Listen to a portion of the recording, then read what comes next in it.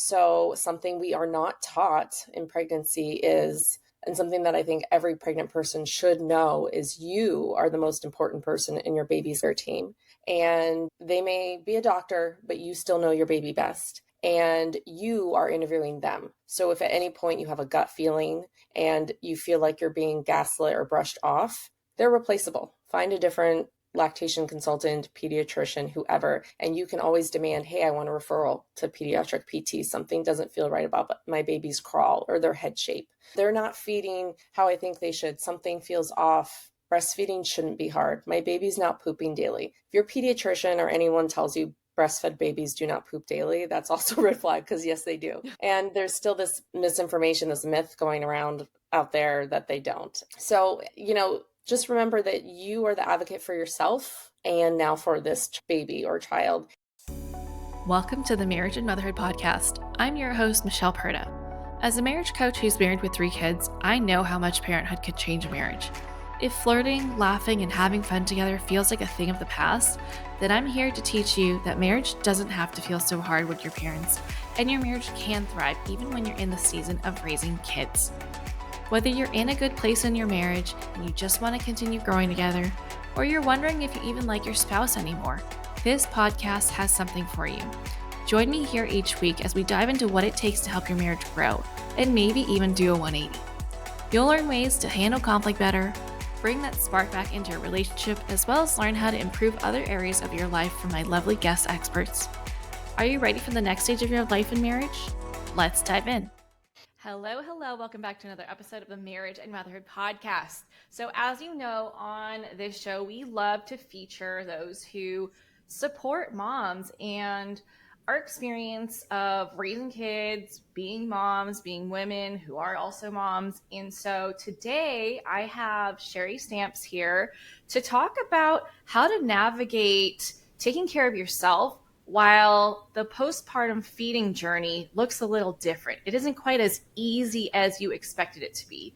More specifically about oral ties, okay? I myself have not experienced this, but I've heard of friends having gone through this and how much stress and exhaustion that it has put them through. So I thought, I know they're not the only ones. And so I'm so excited to have you here, Shari. Thanks for coming onto the show to talk more about this and provide some guidance and support to those who are affected, or even just to help prepare those who are looking to become moms or add more to their family. So thanks for coming onto the show. For those who are new to you, can you please share with us where you live, how old your kids are, and what led you to become an integrative wellness practitioner specializing in helping moms? Yeah, thank you so much for having me. So I am a mom of 6 total, and 5 are still at home now. And then we live in Northern California. And what kind of led me on this journey was really my children. So I started out having like a parenting website and being at the baby fairs and covering events and things for kids and families, really with my now teenage daughter. And then I wanted to create like more options for parents around, that kind of like parent education course that they used to offer only at the hospital. And this is before you could see them everywhere online. And so I trained as a birth doula while I was pregnant, so that I could kind of come from a place of knowledge when creating this course. And through that, I learned about my own perinatal mood and anxiety disorder that I had been having difficulty with for about, since having my daughter 6 years prior to that pregnancy. And so then I had that baby, and it had a very traumatic birth experience, with it being a natural birth that landed me in the ER. And I didn't know why I was feeling the way I felt. And at the end of the day, the doctors were like, oh, so we've decided it's just normal postpartum pains from a fast birth. So that led me to train in postpartum and create the first ever postpartum prep course, because it was crazy. It's like, most people think I've had a baby before I know everything.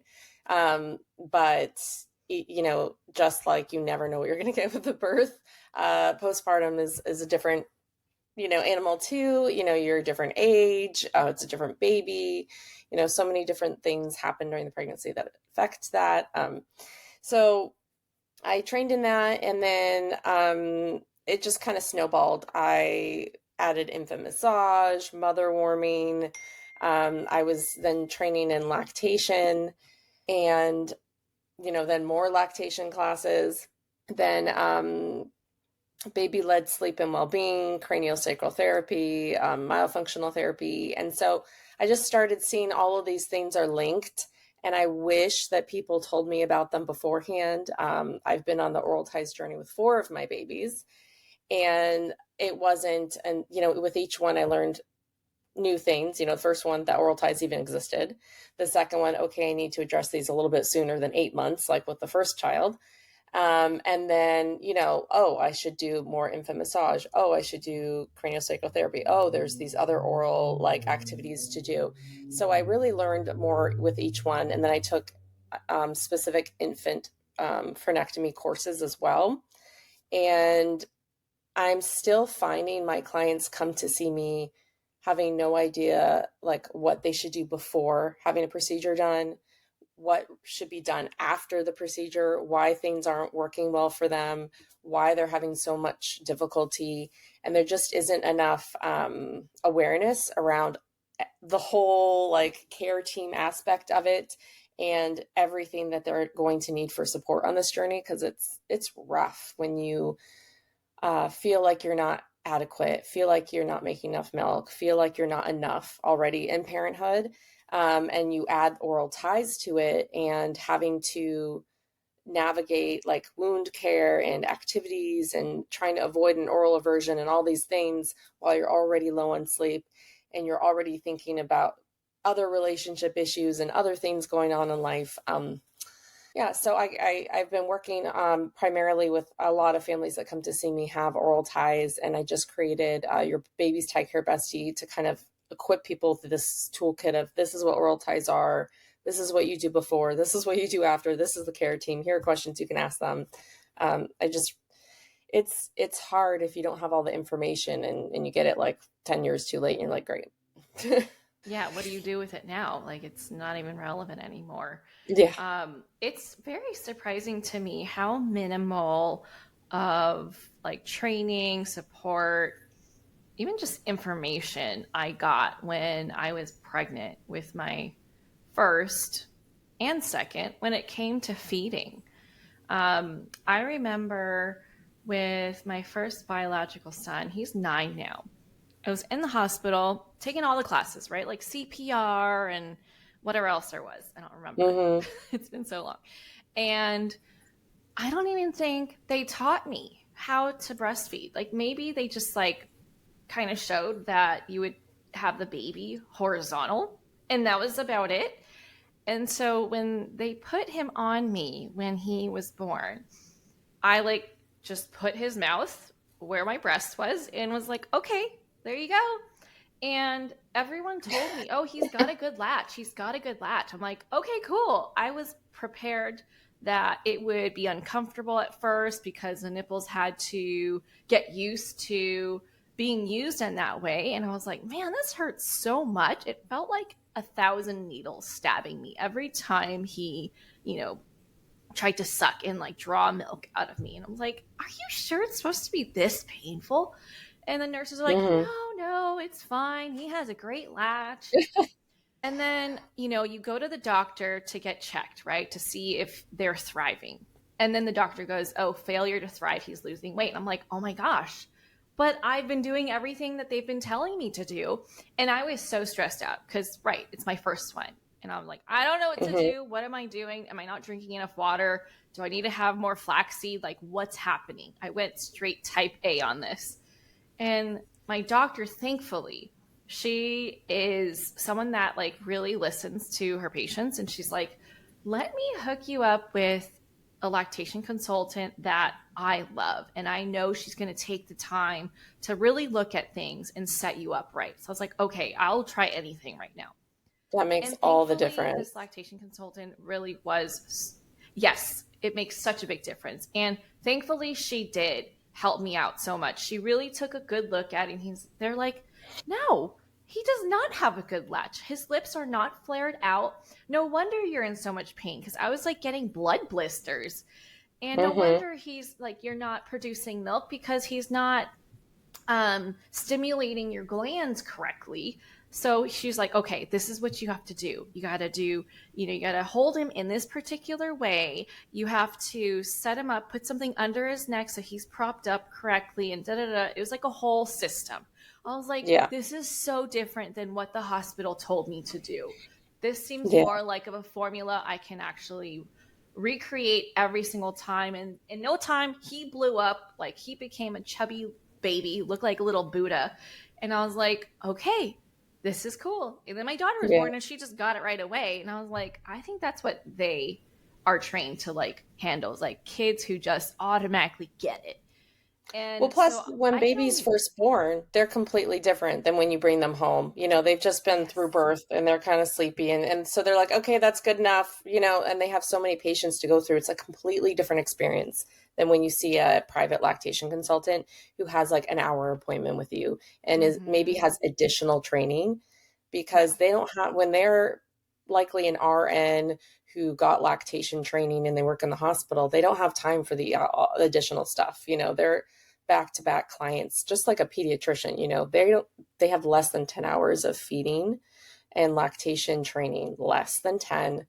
um, so when they refer somebody, when it comes to any questions about solids or breastfeeding, I know that's a green flag. That's like a really good pediatrician. When they try to tell parents, no, you can start weaning baby at night now, or this, and they start giving, sleep training advice or feeding advice, that's a red flag for me because the pediatrician, unless they tell you they have, oh, I did extra 200 hours of training in this, um, they should refer to somebody who can support you. Yeah. Yeah. I'm so glad my doctor was like, oh, I believe you, and didn't Yeah. write me off and dismiss me, which sounds like from your experience, a lot of people do experience that, which is really sad. Um, Yes. so, so talk to me more about like different postpartum feeding journeys, because I know mine is not uncommon, but it was an easy fix, right? I know that there are situations that are much more challenging or more like require more to change and get right so that the feeding process could be easier and more productive. So, Yes. talk to me about the different other ways that you support your clients that you've seen that other people may need to look out for. So you actually gave a great example of one of the biggest complications that I find. Um, we assume, oh, this is the lactation consultant, they're going to know everything, or this is the pediatrician, they're going to know everything. And unfortunately, everyone has different training. So something we are not taught in pregnancy is, and something that I think every pregnant person should know, is you are the most important person in your baby's care team. And they may be a doctor, but you still know your baby best. And you are interviewing them. So if at any point you have a gut feeling and you feel like you're being gaslit or brushed off, they're replaceable. Find a different lactation consultant, pediatrician, whoever, and you can always demand, hey, I want a referral to pediatric PT. Something doesn't feel right about my baby's crawl or their head shape. They're not feeding how I think they should. Something feels off. Breastfeeding shouldn't be hard. My baby's not pooping daily. If your pediatrician or anyone tells you breastfed babies do not poop daily, that's also a red flag because yes, they do. Um, and there's still this misinformation, this myth going around out there that they don't. So, just remember that you are the advocate for yourself and now for this baby or child. And so you get to interview those people. You get to choose who is in your support network for you and your baby, in your whole family. Because if you don't have the right support, it's going to be even harder. It's really rough, and it can take time to find the right support.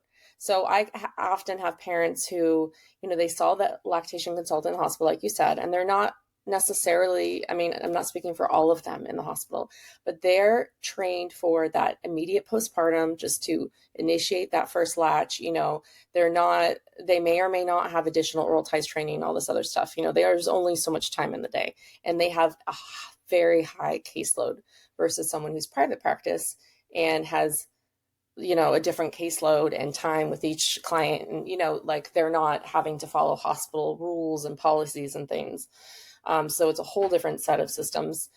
And then if you see a lactation consultant who's private practice, they may have other additional trainings like craniosacral therapy, or there might be an SLP, which is like a speech language pathologist who specializes in feeding. And then maybe they also trained in craniosacral therapy, which is a form of body work. Or you might have a pediatric physical therapist, or people call physiotherapist, and they might also have trained in lactation.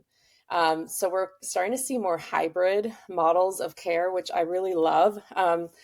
It's making some people uncomfortable because they're used to their silos, and there's some like, hey, don't touch my corner going on. But as long as people are really taking the time to educate themselves and not cutting corners on the education, and they're doing this to make everything more accessible to families and babies so that people get better care instead of I wish I knew care and no one told me this when I needed it care, I think it's fantastic. So, I'm one of those people. I was a certified nursing assistant out of high school, and then I was like, oh, do I want to do nursing? No, I went into like marketing, editorial, all of that. But then I still ended up I ended up back into like this caring system, but I realized I didn't want to work in the hospital system. So, I didn't get my I didn't go back and get my nursing degree, at least not yet. There are some red tape there. And so I make sure that I help people using multiple modalities because they need it. So when I have a mom come in usually they had a tongue-tie procedure already, and because they didn't know what they didn't know to like see me first.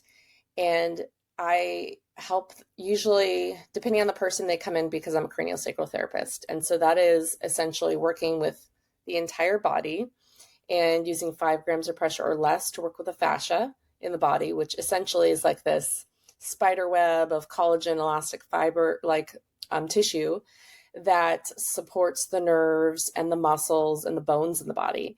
And it protects us when we perceive danger, whether it's emotional or physical. And that's all held in our body.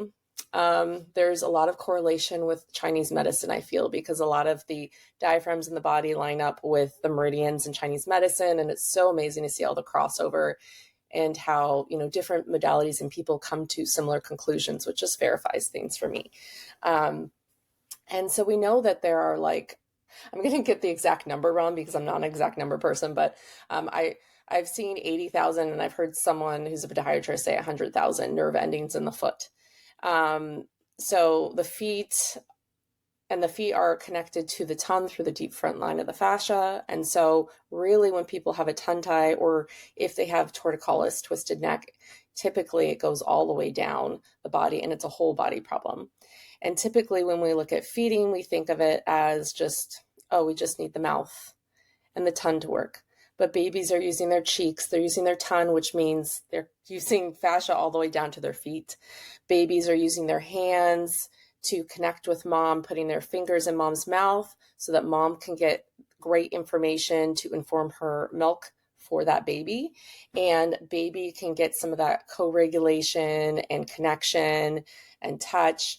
And then also sometimes baby will reach over and kind of stimulate the milk supply at the other breast.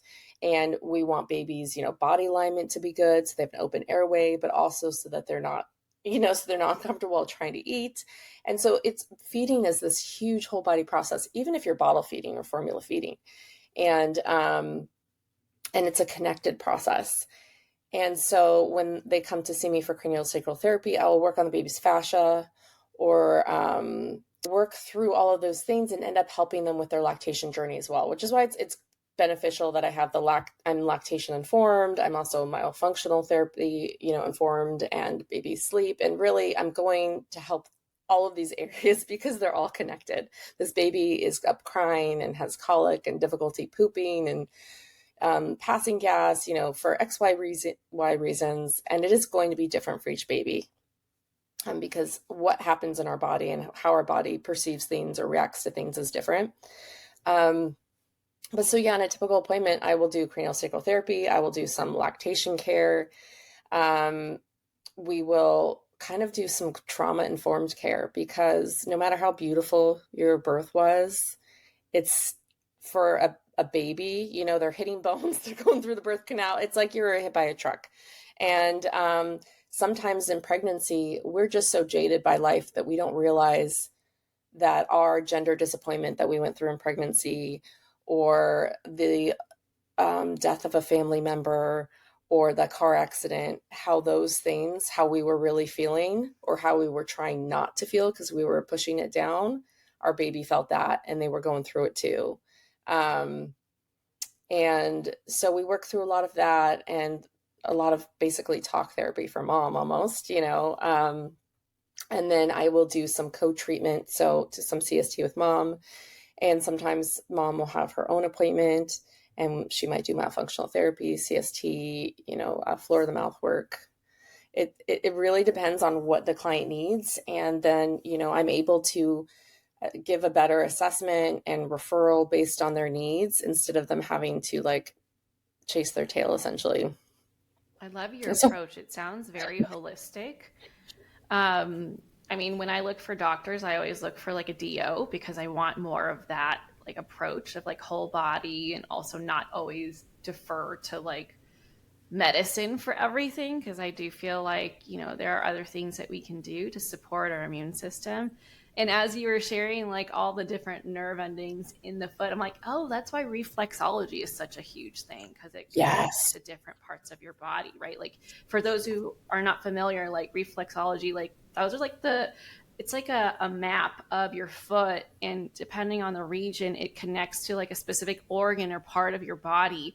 And you'll see it if you ever go get like a foot massage from like a Chinese place. Like you'll see the map. It's actually pretty fascinating that things aren't so isolated, which makes sense, right? Like, especially as someone who, like me, I love somatic work. And so like just learning about the different ways that our body really tries to communicate with us, like, hey, if you feel a pain in this, then it might be related to this. Mm-hmm. Or even how your body reacts to unprocessed trauma, right? Like there's a whole book about it, how body keeps a score, if you're not familiar. Um, so for those who are really wanting to learn more about the different ways that feeding can be difficult, what are some things, like let's start with tongue tie. Like what is that? Yeah. So now I do want to preface this with, if you're on social media, you're going to see all kinds of information, and it can be confusing.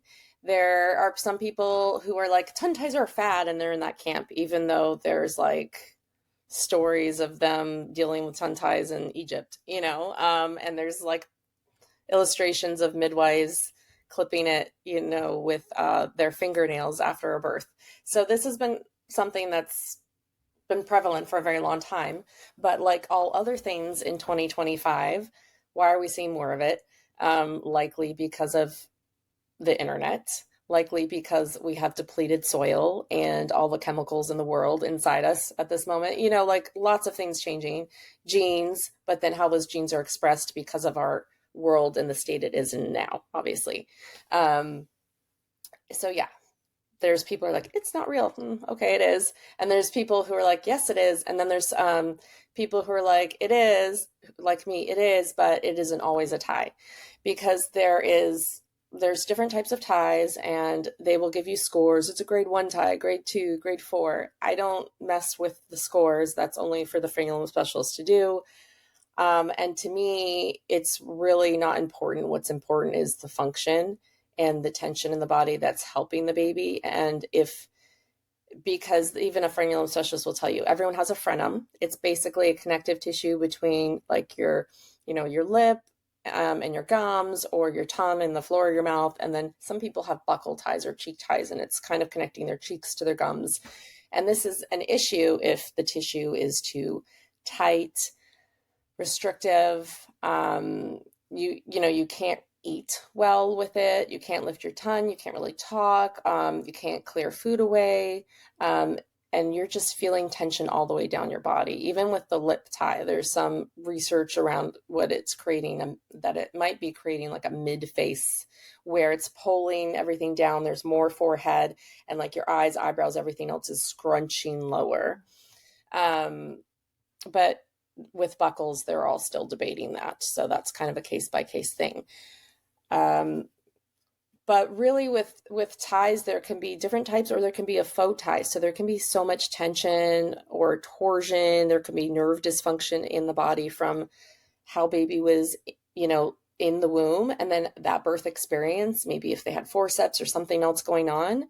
And that can create the illusion that there's a tie, but it's actually just, they need craniosacral therapy. I think of that as the foundation, because we're releasing the fascia, so that then the activities that maybe the OT or the PT gives them, the care that the chiropractor gives them, can stick. And so that's why I really love the idea of a care team. I see so much of either or online. Well, I go to the chiropractor. Okay, but you need the foundation first. And so you should see a CST and the chiropractor, or, then the PT specializes in this. So you need them. We do different things. It's not an either or, and we should all be working together, unless someone, maybe they're a chiropractor who does CST and not just like a 1-day course. And so it's really important to address all of this before rushing to a procedure, because we want to ensure it's not a faux tie and make sure we're working through the body. And as you mentioned with somatic therapy, the fascia holds different emotions in the body, and babies especially, they can't go through their birth trauma verbally like the rest of us do. And when you think about it, each time someone's pregnant, that kind of brings up your birth again. And you kind of have to speak it again. And that's been how many years later? So imagine these babies who haven't been able to speak it. So that's another thing we work through in sessions. We'll talk about the birth story and the parent talking to their baby, and they'll notice their baby crying. And instead of saying you're okay and shushing them, shutting them down, we go through them listening like, oh yeah, that was tough for you. You went through this. I'm sorry that was difficult for you as well. Like being receptive, and, the parents can see, wow, that really calmed them down. Once you make eye contact and you're like, listen, I'm listening to you, that actually did help. And it's crazy for these parents sometimes that improves their journey of lactation. I've had clients where I had them say, it's okay, you don't need to rush through feeding. And then the feeding went better, because the baby had an older sibling and felt rushed, and the parent felt like they had to rush everything. And I was like, no, just restructure your day. You don't have to rush so you can feed this toddler at this time, feed the toddler first, and then sit and relax and feed your baby while that toddler's eating. Like, you don't need to put yourself in this box that doesn't work. And it's sometimes as simple as that. And we think, oh, I have low supply, so I need cookies or tea or whatever. But actually, it could be a tie. And it's harder with a baby who's formula fed, or, just uses a bottle in general, because there's more compensation. And it's less you should still be connecting with your baby, but it's less connective because they're not at your body. So you're not getting the signals of this hurts, my nipple's compressed, my supply is going lower. So it can get more, missed. Until like the baby starts talking, maybe, or starting solids, and there's more difficulty.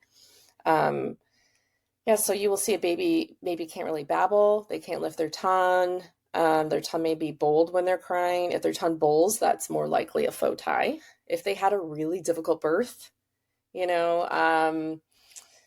it hurts when they breastfeed, really anything that could happen, any birth, you should have the support system.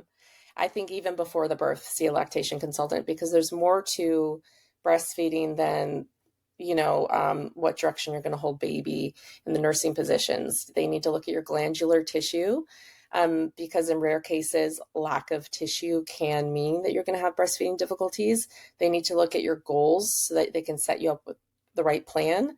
And so you're not assuming, I need a breast pump and I need a pump before the baby's born, and you're like giving yourself mastitis because you saw on social media that everyone should be pumping and have this big supply or something.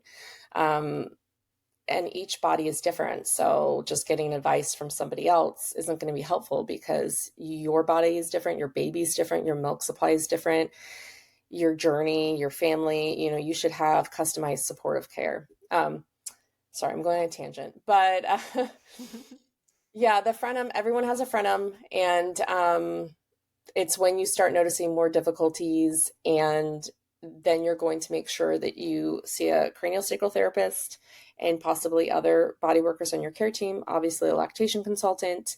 Make sure that they are trained in ties because not all are, and make sure it's one who understands the importance of body work, which is an overarching term some people don't like, but it does currently include pediatric PT, OT, craniosacral therapy, chiro, all of that, because it has to do with the body.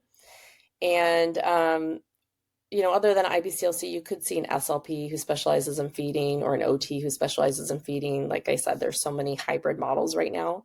And then you would want to see a frenulum specialist for an opinion, and that's usually a dentist who specializes in oral ties.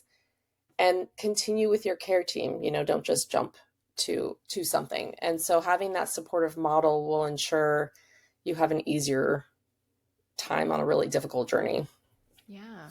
So I can only imagine how frustrating and tiring it is when your baby is having difficulty feeding. Like, I felt like I was going nuts. I felt like I just treated it like my full-time job to like get my milk production up, get him well fed, get him to gain weight. Yeah. I was doing like I was feeding, like nursing him, and then I would pump to like get my production up, and I felt like a cow. Like, literally, that's how I felt like until things started ramping up, and then I was able to like kind of like loosen up a little. I'm like, okay, he's getting fed, things are working now, we have a system, it's okay. But that was like kind of traumatic for me as an experience because, like you said, you start to feel inadequate as a mother. Like, how come Mm, I'm not able to provide for my son? So for those who are going through that experience, whether it's tongue tie or like a bad latch or whatever it is, how can parents start to support themselves through that process while they're so like laser focused on providing for their yeah. children? The biggest thing that a parent can do when they're going through this journey is to take a step back, and it's frustrating to hear, I know, but like take a breath through, do some nasal breathing and do some affirmations. Remind yourself, like, I am not just enough. I am more than enough. I am capable. This is not my fault. I love my baby. And get back to the basics of just connecting. Because the problem with when we're on this frustrating journey of like feeding not going well, we get stuck in this, okay, now I need to start looking at the clock. How many mLs are they drinking? Da da da da da. And it makes instead of this connective experience, it turns it into like a to-do list and like homework and something very clinical. And so I would say just like take some soothing baths with your baby. If you're immediately postpartum, I love to tell them, those moms, like take a sitz bath with the baby in the bathtub.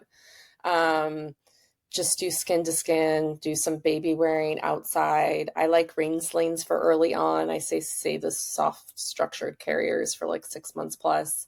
Um, and yeah, get outside, do some face massage on yourself. You probably have a lot of tension around your ears going down your neck. Just give yourself a moment. And it doesn't mean, chances are you have a baby that cries when you put them down. So I'm not saying like put them somewhere and make your stress even higher. But even with them there, you can give yourself a moment, give yourself a face and neck massage, put them in the carrier, go for a little walk, take some breaths, and rewire your brain to think that you've got this. You are your baby's best advocate. You know your baby's best. And wow, they are so lucky that you are here fighting for them and you are going to work this out with them. You're doing everything you can, and you have a care team in place that's doing everything they can, and you are being receptive to your baby. And you tell your baby this too. I know it's hard. It's hard for me too. We are going to work through this together, and we are going to get through this.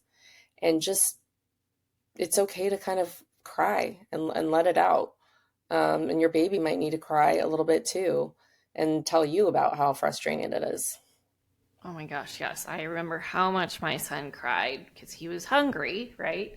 And it wasn't working in the beginning, and I was like, "Oh my gosh, I can't. Like, I'm tired from you not sleeping well. I'm tired from you crying all the time. I'm Hmm. tired of this not working. This is not the experience that I thought this would be, right?" Thankfully, our like journey was short lived with like the difficulties, and then it got better, and I was successfully able to nurse him until he was about 2 years old. And I don't want that for anyone. Like, I don't want anyone to Yeah. experience what I did in the beginning, because it was tough, right? And my husband didn't know what to do, because like, what could he do? Um, are there things that he could have done? I don't know. Like, I just made sure he had water all over the house so I could hydrate, and just take There's care a of like lot our that you older could do. son. Um, so partners and even older siblings can do infant massage with baby, and that helps relieve a lot of tension. They could give mom a massage, neck, head, feet. Moms really have like mom neck essentially. Especially when you have a difficult feeding, you're like hunched over trying to work with that baby, making sure you have water, but also protein packed snacks that are shelf stable all over the place because you're going to forget to eat and then you're going to have even more of a nutrient depletion going on. And here you are tired, depleted, you're frustrated. You cannot help your baby if you are not in the right like state of mind, you know? So you need to get sleep. You want to try to avoid a psychosis or something. You need to have protein. You need to have water. You need to be supported too. And that sometimes means like when you and your partner are both fried, like hire support, save up for that so you can have a doula and tell your doula what you want them to do because you are the boss in that situation. Like, I need you to just do all the dishes and laundry. I need you to bring food. Take things off your plate. You don't have to be immediately postpartum to ask for help. I find that around the 3-month mark and the 8-month mark are really difficult times, and people tend to think of just the early weeks of postpartum. But later on in the first year, there's some really rough adjustment periods with baby's development and growth and sleep regressions and things. So yeah, there's a lot that everyone can do. And I find that knowing why your baby cries helps because like you said, I'm just so tired and you keep crying and it's easy to kind of start getting really upset almost and frustrated. And then your baby feels that and then they're more upset. And so if you're like, okay, I understand why you're crying, and I'm so sorry you're feeling that way. You're coming from a place of empathy instead of frustration.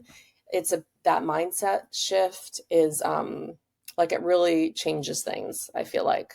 And it changes Yeah. your mood as a parent. So you're not having to be stuck in a frustrated, I can't help you, and now I'm mad at you. And then I feel guilty for being mad at you because you're just a little baby. You're not stuck in that loop once you have that mindset shift. Yeah. I mean, I wish I knew this so many years ago. I am way done through my breastfeeding journey. My youngest is like 5.5 now. Um, but it was such a special time. And, if listeners, if this is something that you want to do, make sure that you get the necessary support so that you don't feel stuck like, oh gosh, I just can't do this. This is not meant for me. Or, I guess I just have to suffer through this because I know it's not so prevalent now, but back in the day, they would say breast is best. Now it's like fed is best, which I love. Um, but that's why people like Shari exist, right? They're out here ready to support you and your journey and not just leave you to Google late at night, scaring the shit out of you with things that probably don't even relate to your unique experience. So, Shari, can you please share where people can connect with you and where they can learn more about your services and who you work with and all the things that you can support them with?